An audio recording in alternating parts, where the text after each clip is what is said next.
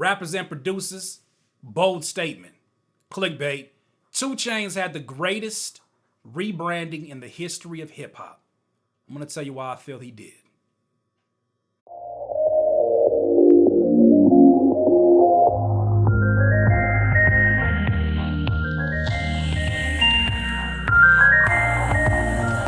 Rappers and producers, 2 Chainz, in my opinion, had one of the greatest rebranding stories in modern hip hop history. From someone who was known as Titty Boy, from someone who had a song called, was it the Duffel Bag Boy with Lil Wayne? From someone who was, merely a part of Ludacris's label Disturbing the Peace, from somebody who had a certain look, a certain sound to their music, for them to take a step back and then represent the person we know as 2 Chainz today, there are some valuable lessons that we can learn from that man. To me, in my opinion, that is one of the greatest rebrandings in the history of hip hop. Why do I feel that way? You may disagree. I don't care. Let's have a conversation. But I feel that way. The thing that got me started thinking about that was, here was a rapper who came underneath a wing where obviously Ludacris was the main focus. Obviously, it was a certain brand of hip hop. And I don't know if you understand in hip hop how difficult it is to come from underneath somebody's wing as sort of like, I don't want to call them the little homies, but when you're the artist of an artist that is relevant, it is almost unheard of for you to come up and then have a successful solo career. Has it happened? Absolutely. But not in the fashion of 2 Chainz. For 2 Chainz to be coming up in conversations, and I don't know how you feel about the gentleman. I happen to respect their opinions, but you think about Charlemagne and Joe Budden having their end of the year list that was fire and trash or whatever they called it. And they talked about Joe Budden's made an argument for 2 Chainz being one of the best lyricists of the year. And I was like, damn. You think about the way that he uses words. You think about, I don't know if you just heard this remix he did off of Eminem's song. Like, I know. I kind of feel like I know why Eminem left him off of the original song. He murdered that. And he murders it in a way where it's not just, I'm going to, rap these bars at you. He murders it in a way where he's charismatic. He's Southern. He's him. He's giving you like, oh my God, Richie, throw me a bar from him. He's what he say? The inside of the car look like IKEA. He just throws so many like colorful bars at you that it reminds me of the feeling that I got when I would listen to Andre 3000, because he would use certain imagery, and I'm not talking lyrically because I know y'all are trying to butcher me for that, but imagery wise, he says things that I'm like, God, I wish, like, it feels like an original thought being said. So many rappers recycle the same rhyming words. So many rappers recycle the same syllable schemes. So many rappers recycle the same type of words. But 2 Chainz came through and said, I'm going to simplify my rapping. Because you listen to his rapping here and you listen to his rapping on Duffel Bag Boy, conceptually, same thing. The delivery, completely different. How he looks, completely different. The man came back and was like, all right, cool. There's probably not any advertisement opportunities for a man named Titty Boy. So maybe I should change the name. Maybe I should have something that makes it easily identifiable for me as an artist. 2 Chainz. How easy is that to remember? 2 Chainz. And I always share with you, and I do believe this. I believe this since I started making music and I started studying the music that I was in, is that you have a hit song. You know that you're going to be a hit artist when the youngest person in your house likes it and the oldest person in your house knows about it as well. If you can get the oldest person, your grandmother, your great aunt, if she in there, she like, oh, 2 Chainz, and a little kid is like, 2 Chainz, you got a winner. That goes across the board, but I still want to focus back on the rebranding of 2 Chainz, because even as I look at, when I saw he did a release party and he was in a suit and he's got these beats, these trap beats that he got being played by this live band. It's like on a yacht, right? And they're playing violins and he's rapping these, these trap lyrics over them. And it's like, yo, how freaking dope is that for this dude who's clearly, late 30s, I might be early 40s now, early 40s. How dope is it for him to now find a relevant voice amongst all these artists out here, and they respect him, and he's not looking like the old guy trying to be young.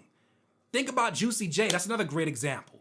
right? But Juicy J literally didn't have to rebrand. He literally been the same rapper that he was when he was 3 6 Mafia. He just found more relevance now because the rapping of today is very similar of the rapping styles of then.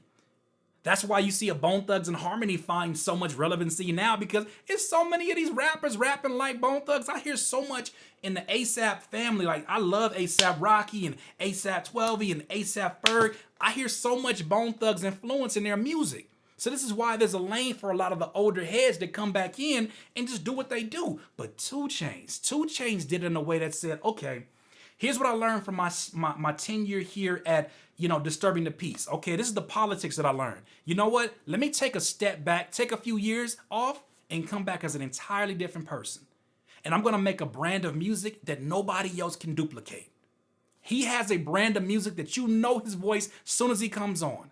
You know his content level. And the thing is, he'll reference things that I'm like, okay, other trap rappers, quote unquote trap rappers, don't mention stuff like that. Like, he's giving you, references to athletes that I'm like, yo, that's not even from this era. That is so dope that he would even, choose to do that. But by the way, I am a little biased when it comes to like Southern rappers. I love when Southern rappers start rapping like when Young Dro said, skating on ice like Krista Yamaguchi. I thought that was like the dopest thing in the world. I just think making those references that you never expect a quote unquote trap rapper or whatever you want to call it. You never expect that from them. But back to Two Chainz, man. Get that man his just due. You don't have to like the style of music. You don't have to like what he do, but you got to respect the hell out of what he did, because he did it in a way that he made everybody take notice. And then on top of that, after he gave you this new rebranding, he didn't stop there and say, well, I guess I'm going to just ride this out into my 50s. He rebranded his rebranding. So then he came back out, and I think he was really influenced by like, Asian culture, and started utilizing that within his particular new push for his music. He keeps redefining himself. This is what the greats do across the board, not just in hip hop.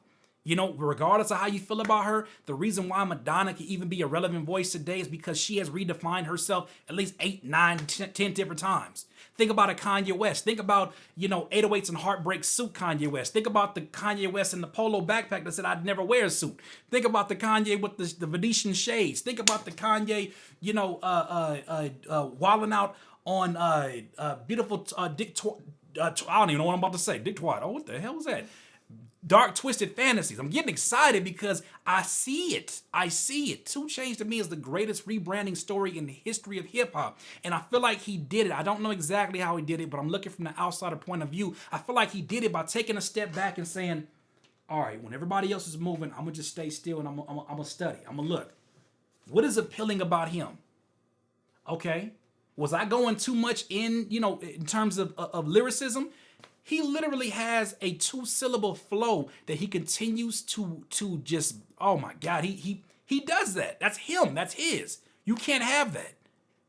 And I see the genius in what it is. And to me, based upon the things that I have laid out, this is why he is one of the greatest rebranding stories in the history of hip hop. He found life after a situation in which most artists would just kind of fall by the wayside and become sort of just mixtape artists or, sort of underground legends or local legends. He found a way to flip that situation and say, not only am I going to flip it, but I'm going to be a household name.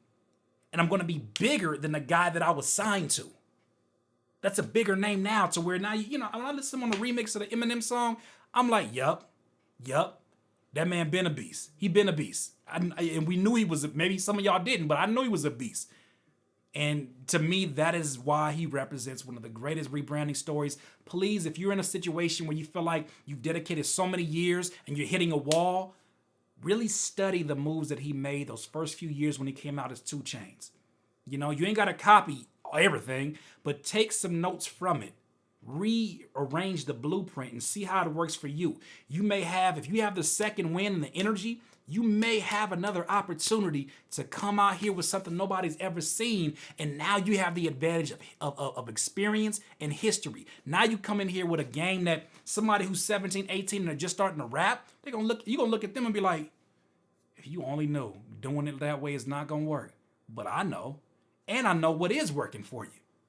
Study the game, be a student of the game, and you understand why Two Chainz is one of the greatest rebranding stories of hip-hop history. Once again, it's another Cursepiration. Doodle, you need some more of this juice, please subscribe to the channel below. Subscribe. Be a part of the notification gang. Once again, your man's book, Curtis King, the prosperous hip-hop producer. I ain't buying no book from somebody that studied like that. Shut up. The prosperous hip-hop producer is a journey from the beat-making journey from my grandmother's patio to a six-figure business in Curtis King Beats.